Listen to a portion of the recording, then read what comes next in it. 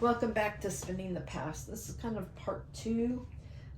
I am finishing this sweater and I need to pick up down here for a hem.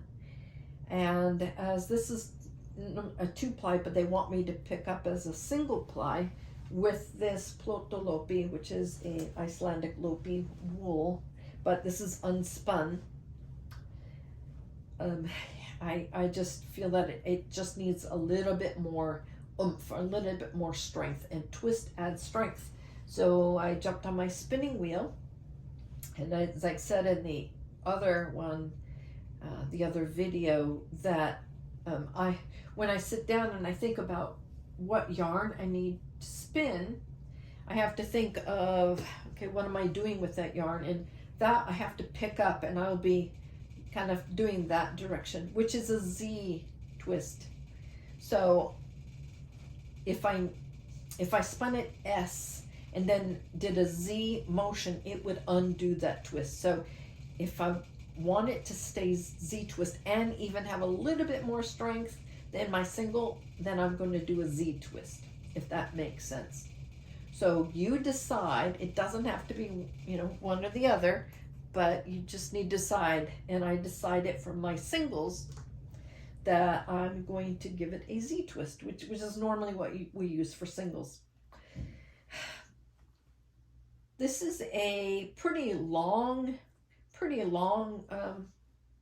staple for this wool, and that's why I could knit with it.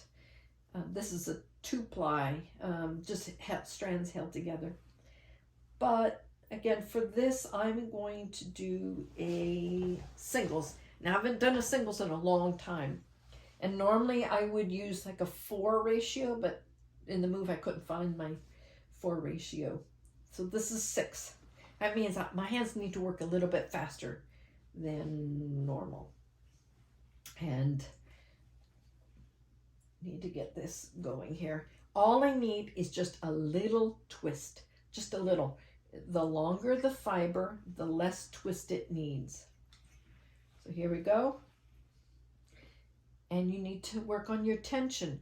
Too much tension on this could pull this apart. This is unspun. But I need a little twist, but not too much twist. So you need to play with your tension, is what I'm saying. So it's pulling a little bit too much.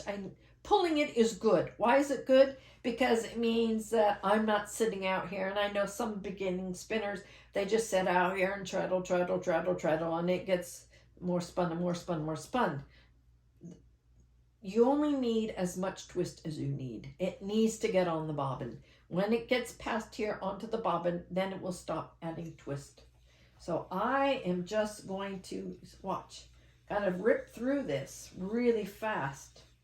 Look how fast I'm going. It's just, I want it on that bobbin, but I don't want it to rip out of my hands.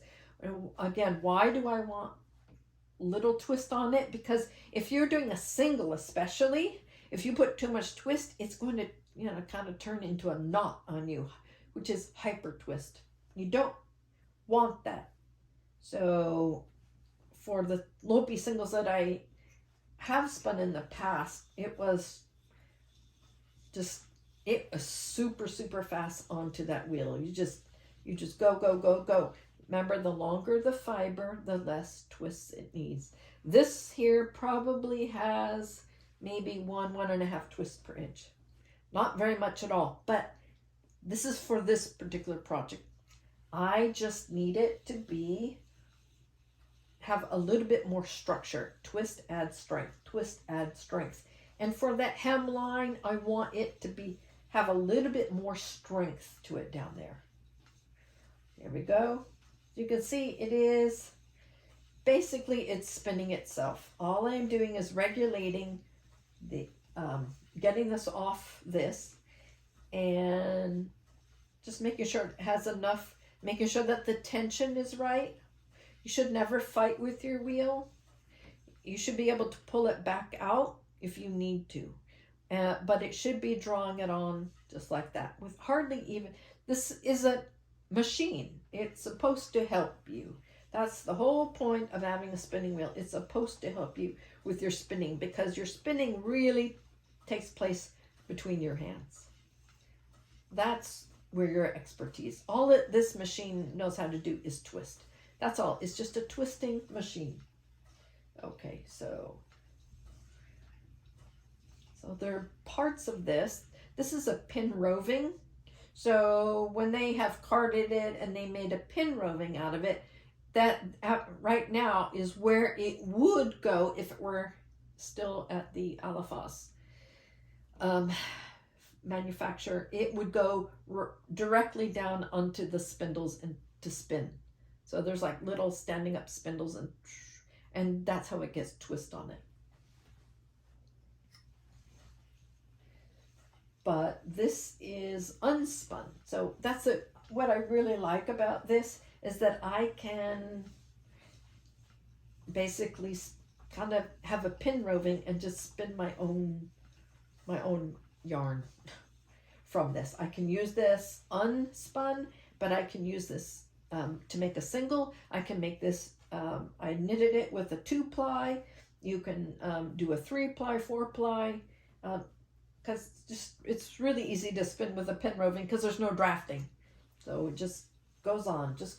There's no drafting. That's what the pin drafting is. So in the machines, they make it as fat or as wide as they want the end product to be. So remember that when you are spinning, whatever thickness is here, once the twist gets in it, there is no more drafting. That's your final yarn. So just remember that. So this is singles. I'm just getting it on without letting it break apart. So it's not too bad. If you can see here, see, I've got all that. How easy was that to do?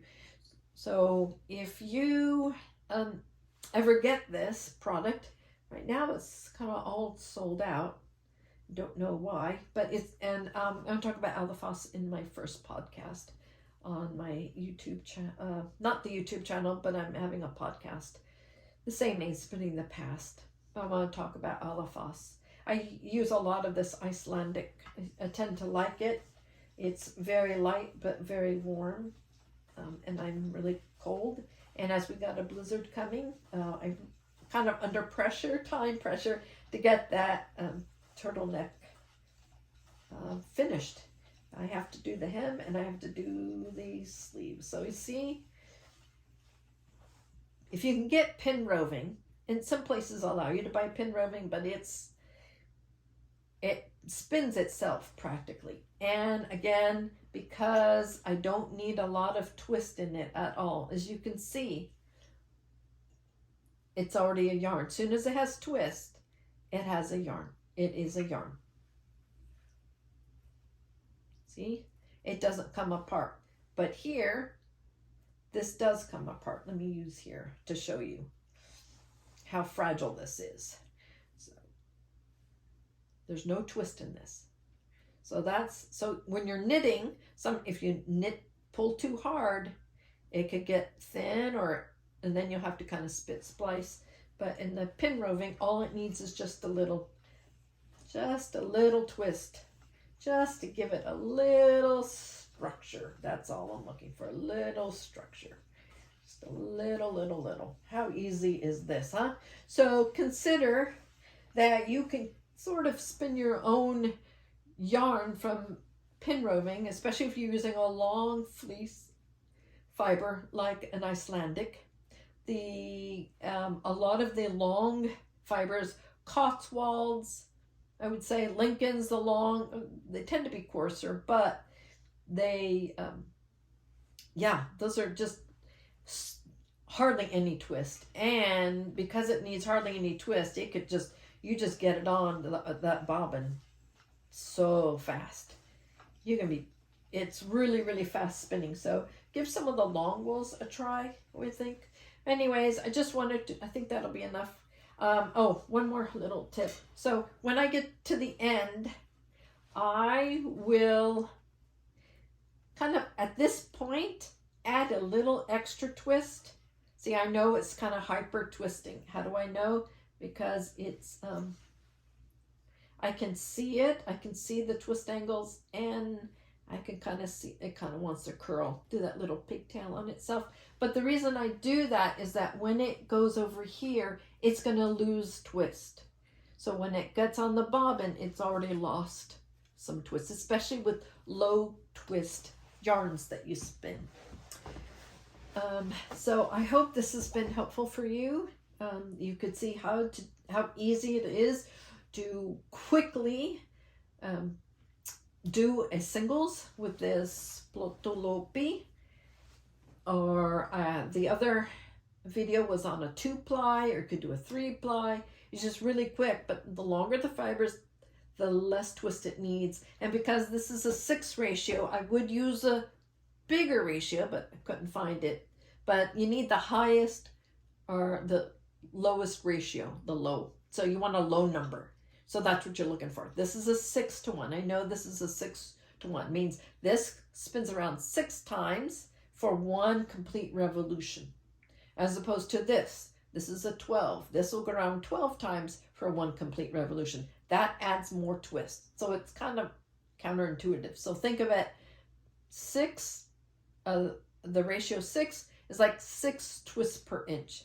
So that's comparatively low ratio compared to 12 twists per inch, for example. So a lot of the plying wheels or the plying flyers have a 4 ratio, maybe even a 3.5 for plying. So you don't need a lot of high twist in plying either, depending on the fiber. But I had to make do, and that is fiber arts.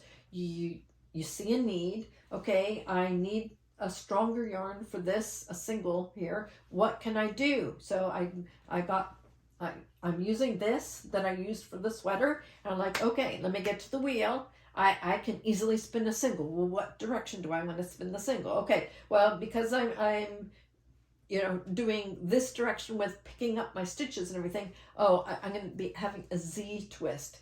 And that Z twist means that I want to keep that Z twist. I don't want to lose it. So then I will spin it Z, because as I knit, I will add a twist. So as you're knitting, you're either adding or subtracting twist. I'm not sure if you knew that.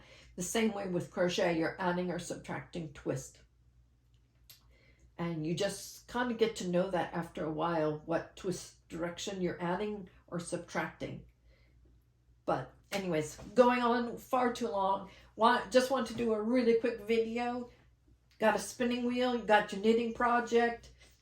You can improvise on the fly to get exactly what you need. That's the wonderful thing about hand spinning, is that you have really, you're the artist. You're the maker of this. You can make exactly what you need.